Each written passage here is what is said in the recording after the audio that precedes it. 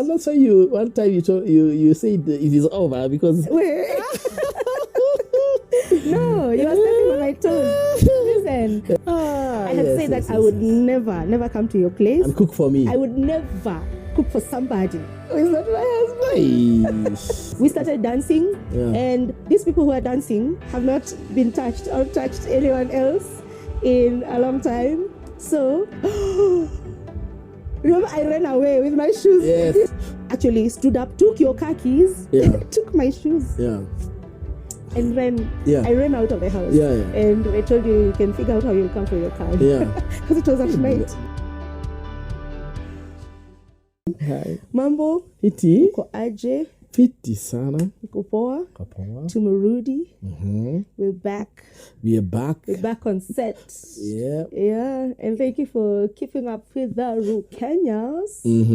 Thank you for tuning in every Friday on YouTube and Spotify. If you have not yet subscribed, consider doing that right now. We were talking about companionship, and there's some deep things you were saying, even as we were coming to the end of last week's podcast.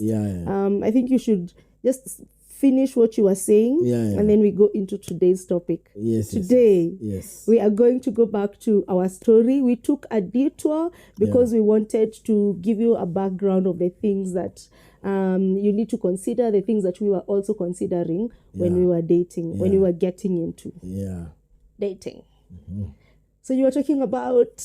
Yeah, we're talking about how companionship, how you approach it, and in what position. And so we saw that the position that we aim for is to answer the three needs.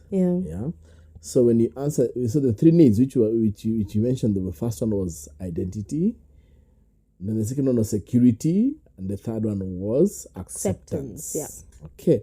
Then you realize that all these three are answered in God. And so this is a person. These are two people who are trying to enter into companionship. But they need to answer these three parts away from each other first, so that when they approach each other, then brings the red flags. What is a red flag? What is not a red flag? What is a no? What is a yes? And that will be very easy from because if you not, there'll be no. How do I put it? I know what is my standard. From the point of my identity, from the point of my security, and the point of my acceptance, I know this is my standard. So I'll not be guessing and going along, but I'll rather be intentionally trying to find companionship with this already worn in, already put on. So that when I come and tell you, I remember one of the things was I needed to know if you're born again. And I told you, honestly, that to me when I was coming to meet you the first time, when after now I decided to start dating you. When I decided I'll pop the question today, it was after I had checked. Yes, she's born again. How do you know somebody's born again? Well, first of all, you check the fruit. Check the fruit of the Spirit. If this person is not kind, they're not patient, there's no loving kindness in them, there's no faithfulness, these things you're able to tell. So for me, it's not just a matter of word only, because we have, what do we call them, nominal Christians, Christians in name only. So I was not looking for a Christian in name only because I have been there and it was not nice. A Christian in name only, no. You need to look for the fruits. Look for the fruit of the Spirit. If this person is not showing you the fruit of the Spirit, look at the character. How do they conduct themselves? Depending with your faith. I mean, not depending with your faith. I mean, there are those fundamentals that you need to agree on. Like I believe that Jesus died and rose again. I mean, Yes. We cannot be debating about him, about resurrection. Yes. Yeah, so beliefs. Yes. Yeah, you're not just telling me you're born again, yes. but you're against the Holy Spirit. Yes. That is why it was important for me, yes. because I know I'm called into ministry, and I needed someone who will be able to, someone who is at the level, even if not at the same level of faith, but at least the beliefs. Yes. The beliefs sync. Yes. I can be equally yoked with this person. Exactly. Yeah. Exactly. Yeah. That's what to me it was a red flag. What more I'd also follow through is, do you know, simply even before you get to have a seat with them. Mm-hmm. Yeah. If you ever meet some of his family members and friends, what do they say about them? Yes. Yeah, it's very important, because you see, the people who know you better, not yourself. especially if you're the people who know you, they can say, you're looking for a born again person. Yeah. You can look at somebody, either brother, sister, mother, father. Yeah.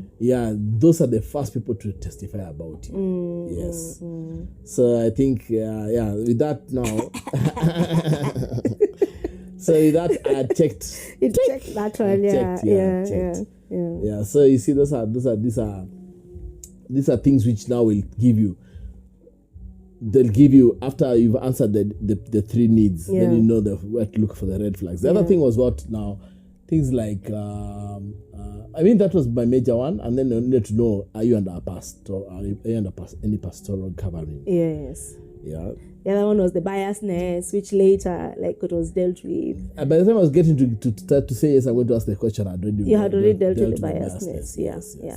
So for me, of course, there were red flags, and I also had deal breakers.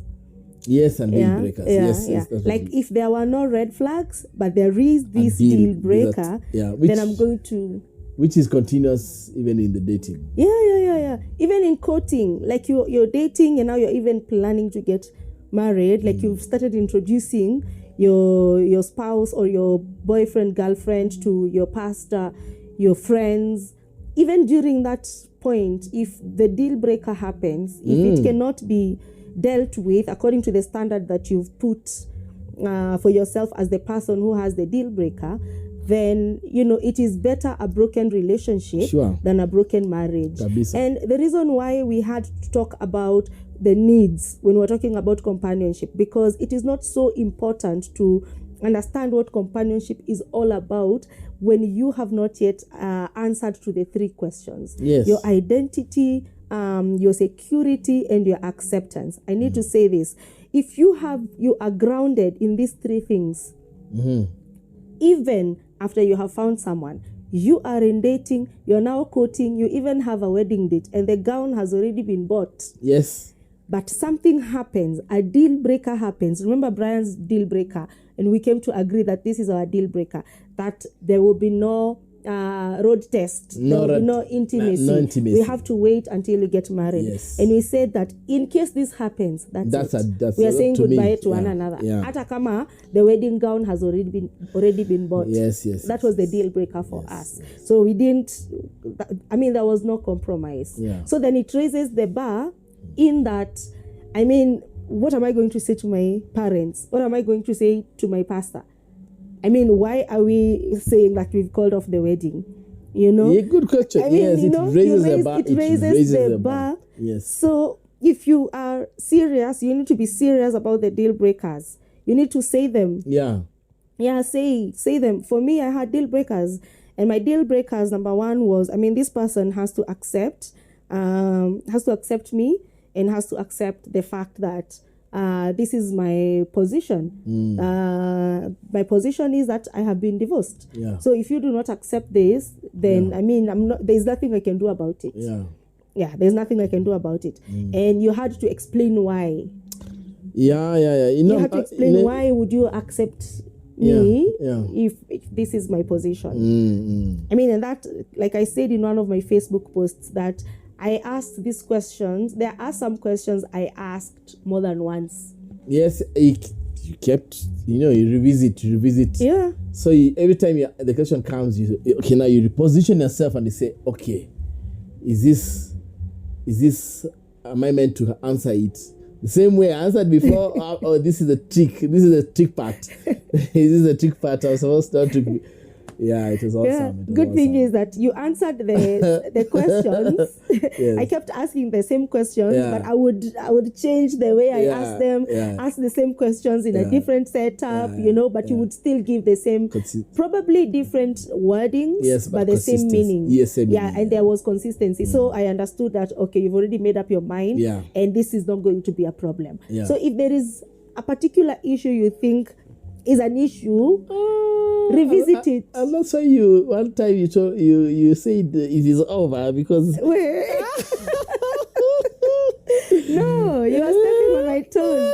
Listen, I had said, this person needs to choose. I need to be the person who is the priority in this relationship. Yeah. Like if I am not the priority, if someone else comes first, I'm not checking in. No. But you've not crossed the line. No, you've not even become a couple.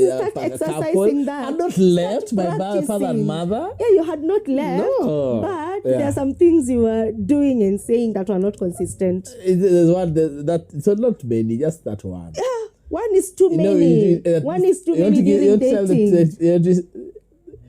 I don't remember it. Okay, so you talk overnight. I mean, we end chatting at 2 a.m. Listen, we talked up to 2 a.m. because now at this time I have already gone back to work. Yeah. Remember where we left our story? He's taken me out on that date, answered all his questions, and we had all those questions we were asking each other. Then I went back to work. After I went back to work, now our dating dynamics changed. Now this is a long distance relationship. Yeah, somebody might have asked, how did you then manage to keep the deal breaker? It is still how did you manage to keep it real? Yeah. And this is where it happened. Actually, I was answering to her and I was telling her, do you know, for you being away from the town, by just God honored our deal breaker. Yeah. He honored it. Because we said having a long time, what do you call it? Long distance relationship. Yeah, it was a long distance relationship. Yeah. Like we would stay for 2 months without seeing each other. Yes. When I would come, it would be maybe for 2 weeks, and then there would be so many things, lined up for me to do. Yeah. And so that is how we managed. But still, you've taken me on a detour. Okay, let's go there. So when I would come, we would still meet. We would go out to the restaurant. Yeah. We would go to the park to take walks. We would take long walks. Yeah. We would drive out. Especially that park day was so beautiful. Yeah, it was the whole day, and you're the only one who was doing the talking. But I was super excited about somebody. You were doing the talking the whole day. I was super excited. Yeah. Anyway. Yeah. He did the talking the whole day in the park, and then we went out on a movie that we both don't remember which movie we watched. What movie? I cannot remember. So we watched a movie, we went out and ate. So this on a different day, and so when I came, this is a few times now. I'm coming back. I don't know. You're going to catch up with what I'm saying. So when I would come back, we would do this: go to the park, go watch a movie, go for walks, go for drives, and then I would go back to work. And then it would still be a long distance relationship. We would talk on phone, on video, and all that. And then I would come back. So when we are apart, we are missing each other too much. And then so I would still come back, and we would still do the same things. So it happened that I had told him that I would never go to his place. I had said that I would never come to your place and cook for me. I would never cook for somebody who is not my husband. I had said that I would never cook for you. I would never come to your house. And a few times I came and waited outside. I don't know, you were going for something upstairs or something. Yes. Sometimes I would meet you there, and then we would go on a drive somewhere, something like that. But it so happened, there's one time that something happened. You're not ready for this. Something happened. Something happened at my house that my phones got stolen. Someone broke in the house. I don't know how it happened, but my phone, the kids' tablets were taken from the house. So that when I woke up in the morning, I didn't find my phone, and a long story, but I remember I called you and told you this. How did you call me? I told you, I don't even know where you were, but you were busy. I called you through my sister. I think I told my sister to send me your number, and then I called you through my... No. I texted Kate. Yes, the daughter. Yeah, and I told her to tell you because she had your number in a WhatsApp group. Okay. Something like that. I can't remember. Yeah, something. Yeah. I think she's the one who sent you a text message and told you that I had lost my phone. Okay. And then that evening, I was feeling so violated. Yes. And I wanted to see you. And this were like 2 or 3 days after I had come back from my leave. Yeah. And I wanted to come see you. So that day, and I think you were very busy. You were only available in the evening. So it was easier for me to come to your place. Oh, yeah. So this is when now I came to your place. At night. At night. Yes. Yes. Yes. So let me tell the story so that, because I can see your memory. I remember this. Yeah. So I came to your place in the evening. And so we sat there. I explained to you what happened, and you were like, "Oh, I'm so sorry," and I was feeling so violated because the phone was just under my pillow. And I don't know how, because when I woke up in the morning, I was feeling funny. I was feeling like I had been dragged, and I had a vision that night. So I know that I was dragged because the phone was under my pillow and it was taken from there, and there was no break-in. Like the door was intact and all that. So we thought it was an inside job. And so I felt so violated by our house manager, and because of that act, because her phone was not taken but my own was taken, the children's were taken, but the guys did not touch anything else. So basically I came to your place in the evening, and because I was feeling so violated, I had only come for my leave for a week. Yes. And this is 3 days in. Yes. I have 3 days left. Yes. I don't have enough time to start looking for another nanny. Yes. And so I did not know what to do. I have not told this nanny I'm suspecting you, because I'm like, I'm going away. I don't want to bring somebody new. Yes. And then I leave them here because I don't know how secure the house is going to be, how secure the children are going to be. Yes. And so I needed to talk to you about this. I would talk to my family and friends, and they would say, let her go. But I'm like, I cannot just let her go. Yeah. Because she's already used to my children. They know the system. Yeah. She knows the system of the house. She takes care of everything. There's more than the house to take care of in my life. Yeah. And she does all this. So I was torn in between, to get a new one or not to get a new one. So I thought, let me come and talk to you. So when I came to your place, of course, we talked and all that. And because you knew I was coming, you went and bought some nyama, maini. You bought liver. Yeah. I came and cooked. And then we started dancing. Oh, yeah, I remember the dancing. Yes. We started dancing. Yeah. And these people who are dancing have not been touched or touched anyone else in a long time. So, yes, yeah. for us. So there was a lot of... what's happening? Who is raising the temperature in this place? Yeah. So it was crazy until I was like,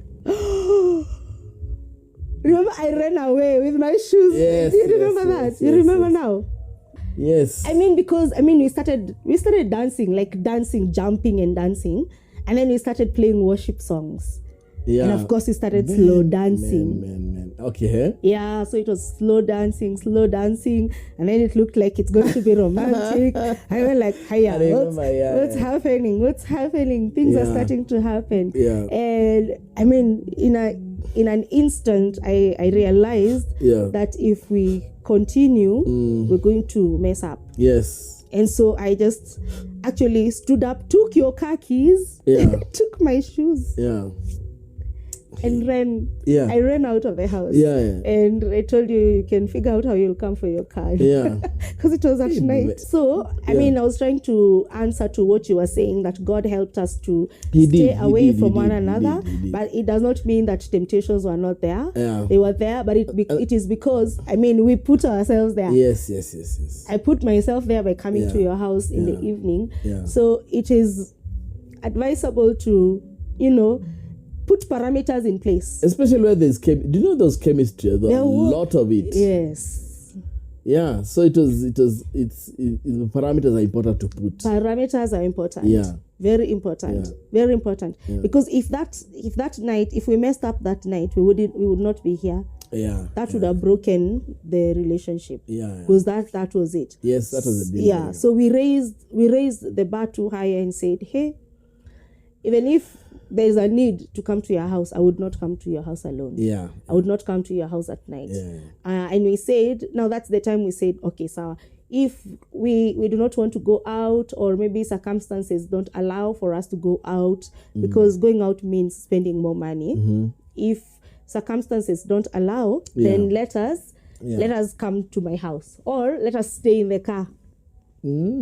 If we don't have fuel to drive, or we don't have anywhere to go, let us that's how we would park and stay in the car, like the whole day, just talking, right? Yeah. And so, what were we talking about before we got on the detour? We were talking about what were we talking about before the detour? Red flags and deal breakers. Yeah. So, whatever deal breakers have been put in place, bring them to the table. Yeah, bring them to the table and agree on parameters that let's secure, because our relationship is more important than the thing that would cause us to break. Then let us put parameters in place so that we don't find ourselves there. So if that had not happened, we wouldn't have put the parameters that we then put in order to secure our relationship. Of course, the red flags and the deal breakers are informed by our identity, our security, and our acceptance. And our acceptance. In God. Yeah. And so, because you have your identity found in God, you know who you are and whose you are, meaning that where you are coming from, there are principles. There are principles from where you are coming from. As a woman who would be sought for in the Old Testament and who would be brought to the house of a man, then the father would say, this woman is from the house of so and so, because the father would send the servants to the house of so and so, because they knew the kind of lives, the kind of gods these people worship.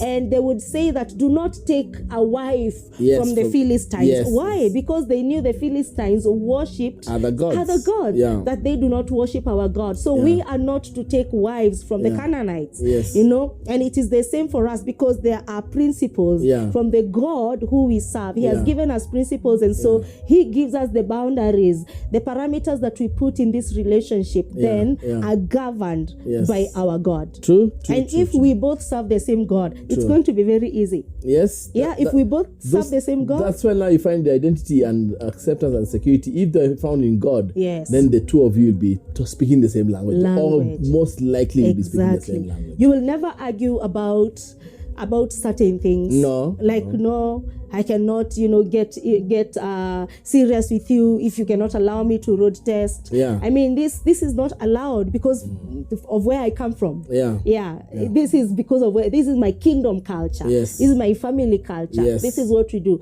My family culture, my God culture, my family culture comes before even the culture from where I am born, from my father's culture, my mother's culture. No, that is not important, because once me and you come together, you will leave your father and mother. I will come and we will begin our own culture. And ours now is a God culture, a kingdom culture. And so let's talk about this when we come back. Sure. Let's wrap it there. Do you have something to add? We can talk more about it next time. Okay. So when we come back, we're going to talk more about the kingdom culture, how to date like a godly woman, how to date like a godly man, how to date Like, you know whose you are. Yeah. We already talked about identity. Yeah. If you already know who you are, then you're going to date like you know where you come from. Yes. Yeah, so catch you on Friday at 8 p.m. on Aniru Kenya's YouTube and Spotify. Good night. Night.